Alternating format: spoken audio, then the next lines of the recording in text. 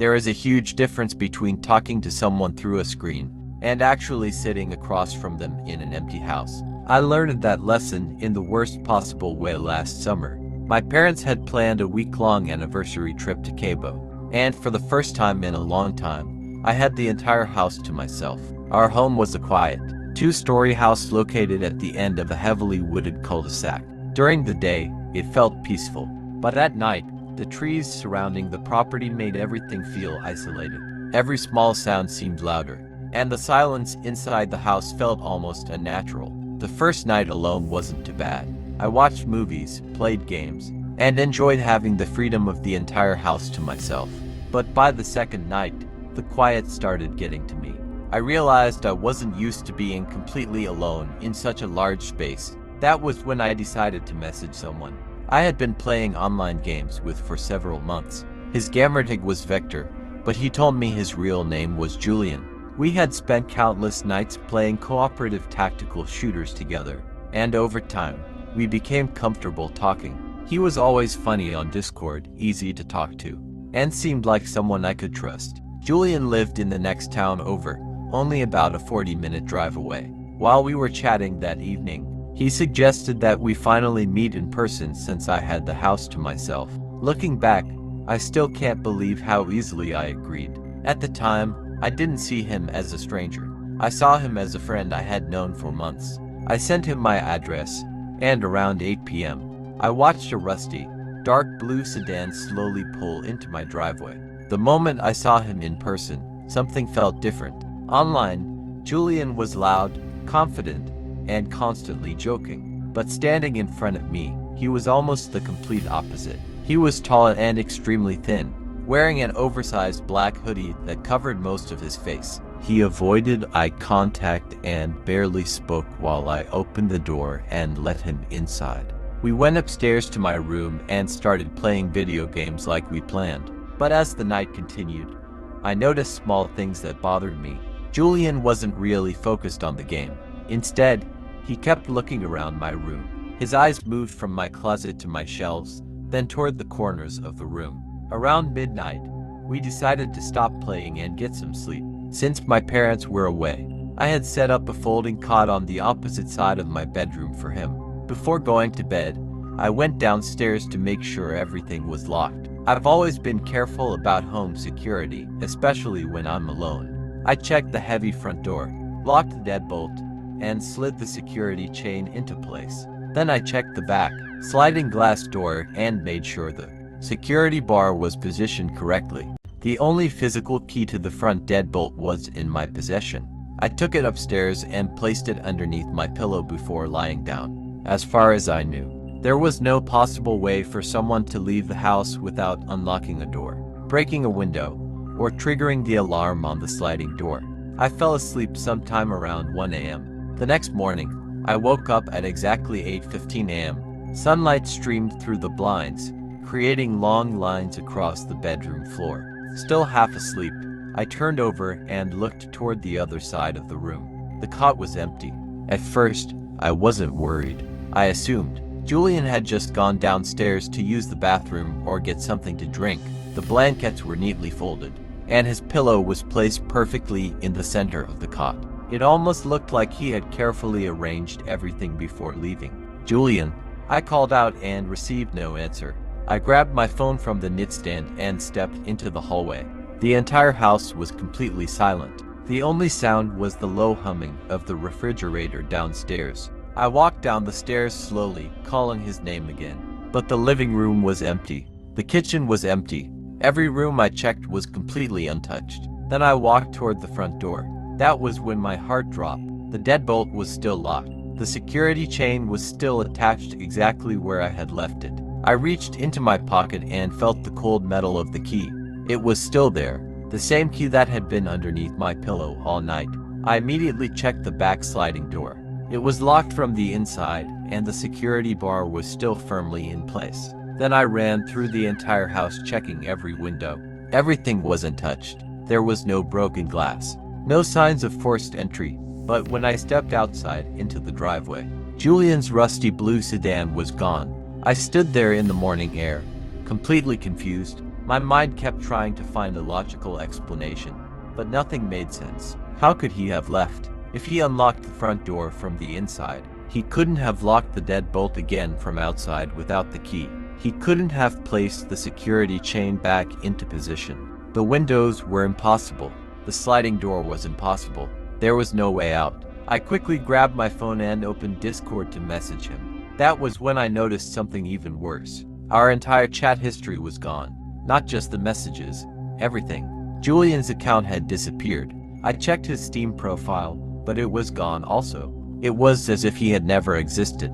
A cold feeling spread through me as I looked around my house again. Suddenly, I wasn't trying to figure out how he escaped. I was trying to figure out where he had been hiding. To this day, I still don't know who Julian really was or what he planned to do while I was sleeping. I don't know how long he had been watching my house or why he chose me. But I know one thing, he didn't walk out the front door. He didn't climb out a window. He did something supernatural.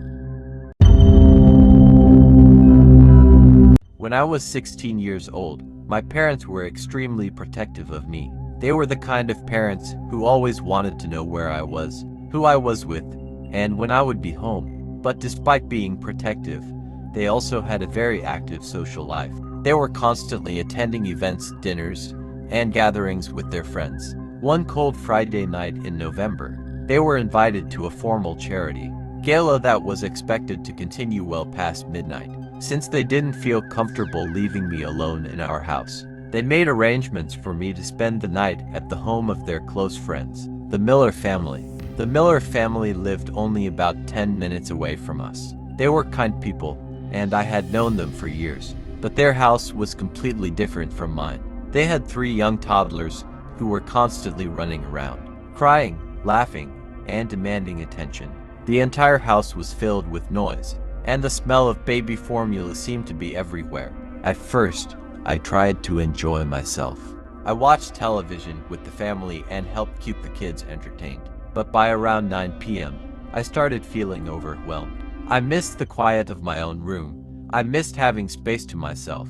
I knew my parents wouldn't be home till around 2 a.m., which meant I had several hours where I could enjoy the peace and privacy of an empty house. That was when I made a decision I knew I probably shouldn't have made. Without telling anyone, I quietly grabbed my jacket, slipped out through the back door, and started walking home. The weather was cold, and the streets were almost completely empty, but I didn't care. The short 10-minute walk felt like freedom. I kept thinking about how nice it would be to relax in my own room, without the constant sounds of children running around. When I reached my neighborhood, everything felt different. The street was almost completely dark. Our house sat at the end of a quiet road surrounded by tall trees, and the large oak branches stretched across the driveway, creating long, twisted shadows under the moonlight. I unlocked the front door, stepped inside, and immediately locked it behind me. The silence was comforting. After hours of noise at the Miller's house, the quiet felt peaceful. I walked upstairs, changed into comfortable clothes, and climbed into bed. Within minutes, I was asleep. For a while, everything was normal, until I woke up. The first thing I noticed was the time glowing on my alarm clock. It says 3:03 a.m. I stared at the red numbers for a moment, still half asleep, when suddenly I heard something from downstairs. It was a crash. The sound was so loud that it instantly woke me up completely. It sounded like something heavy had been thrown onto the kitchen floor. My entire body froze. I sat there in the darkness, listening carefully, trying to convince myself it was nothing. Maybe something had fallen from a shelf. Maybe a cabinet had broken. Then I heard it again. It was like a smash now then shatter. This time there was no denying it. Someone or something was downstairs. The sounds continued, one after another. It sounded like someone was opening the kitchen cabinets and throwing plates, bowls, and glasses onto the floor with incredible force. The violence of the noise made my heart race. I immediately thought about my parents, but they weren't home yet. Their car wasn't outside. They would have called my name if they had entered the house. They wouldn't be silently destroying the kitchen in the middle of the night. I reached for the heavy metal flashlights sitting beside my bed. My hands were shaking so badly that I almost dropped it. I slowly opened my bedroom door and stepped into the hallway.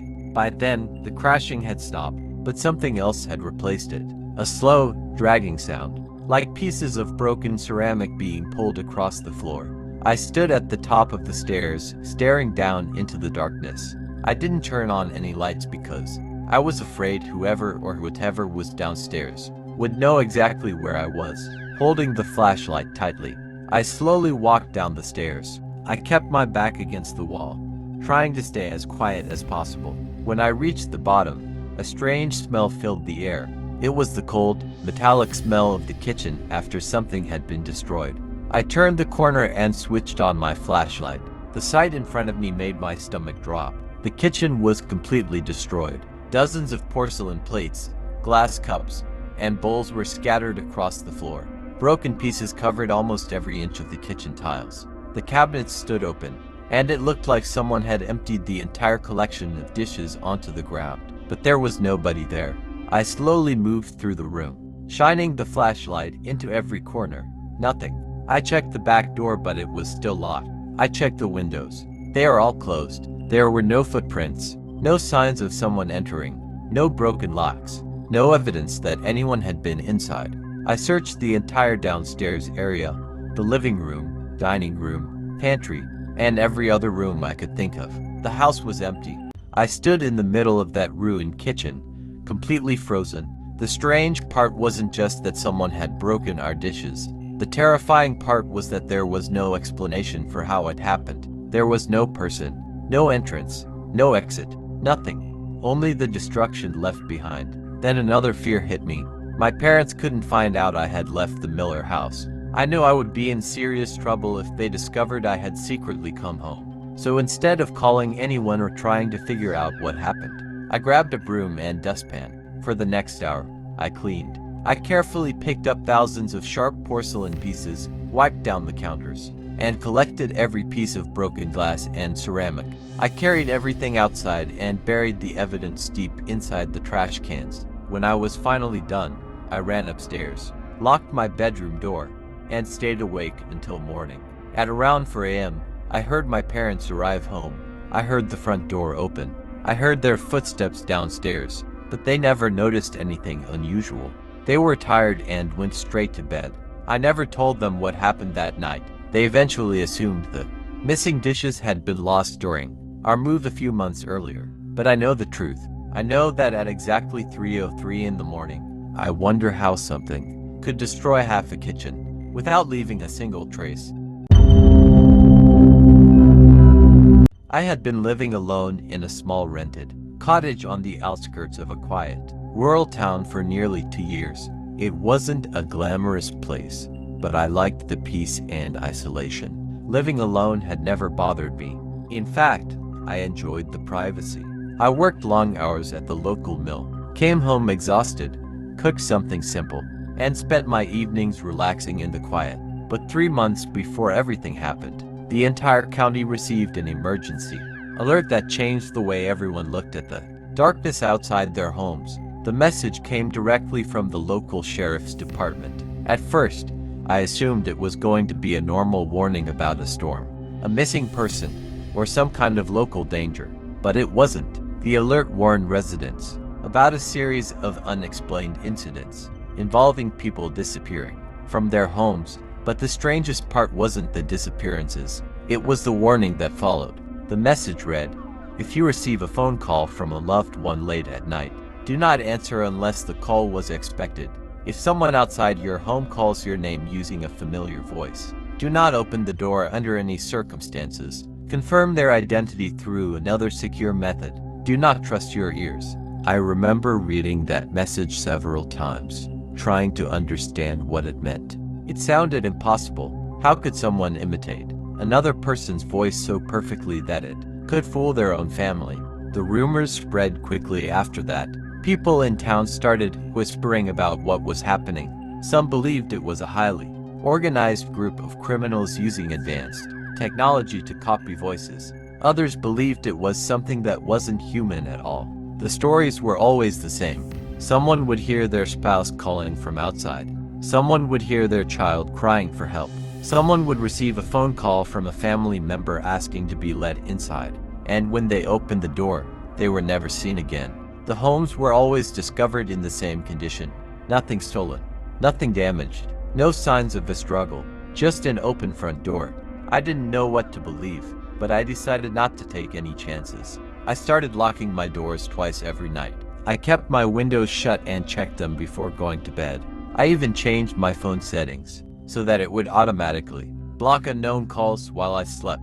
For a while, nothing happened. Then came the rainy Thursday night that changed everything. That day had been brutal. I worked a 14-hour shift at the mill, moving heavy equipment and handling tasks that left every part of my body exhausted. By the time I arrived home, I barely had enough energy to take off my work clothes. I ate something quickly, showered, and collapsed into bed around 10:30 p.m. I didn't even remember falling asleep. It wasn't normal sleep. It felt like my body had completely shut down, and that was probably the only reason I survived. At around 2:15 a.m., my phone started vibrating violently on the wooden nightstand beside my bed. Normally, that sound would have woken me instantly, but I was so exhausted that I didn't react. My phone continued vibrating for nearly 2 full minutes before the call finally stopped. For a moment, everything became silent again. Then came the knocking. My eyes slowly opened. I stared into the darkness of my bedroom, confused and barely awake. Then I heard the knocking again. Someone was at my front door. Immediately, the sheriff's warning came rushing back into my mind. My heart started beating faster. I lay there, frozen, listening. Then I heard a voice. "Leo, please, open the door. It's Sarah." My entire body went cold. It was my younger sister. The voice sounded exactly like her. She sounded terrified. Her voice shook as if she was crying. "Leo, please. My car broke down on the highway. There's someone following me in a truck. I don't know what to do. Please let me inside." Every instinct in me wanted to run downstairs. Sarah was my little sister. I had always been protective of her. Hearing fear in her voice immediately triggered that part of me that wanted to help. I threw the blankets off and rushed toward the bedroom door. I reached the hallway. I was only seconds away from unlocking the front door. Then something stopped me. A small thought. A question. Why would Sarah walk all the way to my cottage? Her car had supposedly broken down on the highway, but the highway was 5 miles away, surrounded by dark woods with no streetlights. It didn't make sense. My hand hovered inches away from the lock. I stepped back. "Sarah," I called. "Yes, Leo, please, hurry. Call my phone," I said. "Call me so I know it's really you." There was a pause around there. Then the voice responded. "My phone is dead. Please, he's coming up the driveway. Just open the door." The fear in her voice sounded perfect. Too perfect. I slowly reached into my pocket and grabbed my phone. I was about to call 911 when the screen lit up. That was when I saw the notifications. One missed call and it was from Sarah. Time, 2:15 a.m. For a second, my heart jumped. But then I saw another notification. A text message, sent at 2:20 a.m. The message read, "Hey Leo, I just got back to my apartment in the city. Going to bed now. Talk tomorrow." I stared at the screen. I felt the blood leave my face. Sarah was 30 miles away. She was safe. She had never been at my door. Whatever was standing outside was not my sister. I didn't move. I didn't breathe. Outside, the voice continued begging. But after several minutes of silence from me, something changed. The crying stopped. The voice became slower. The warmth disappeared. I backed away slowly. I ran back to my bedroom, locked the door, and called 911. I stayed on the phone with the dispatcher while sitting on the floor, staring at my bedroom door and listening to whatever was outside. The police arrived about 20 minutes later. Blue and red lights flashed through my windows, finally breaking the darkness. When officers searched the property, they found nothing. No vehicle, no footprints, no person hiding nearby. But when they examined my front door, they found something that made everyone uncomfortable. The wood was covered in deep scratches, not marks from a knife, not marks from a tool. They looked like scratches made by thin, sharp claws, almost like the marks of a large bird. Since then, I live in a high-rise apartment now, surrounded by concrete walls, neighbors, and city noise. I should feel safer.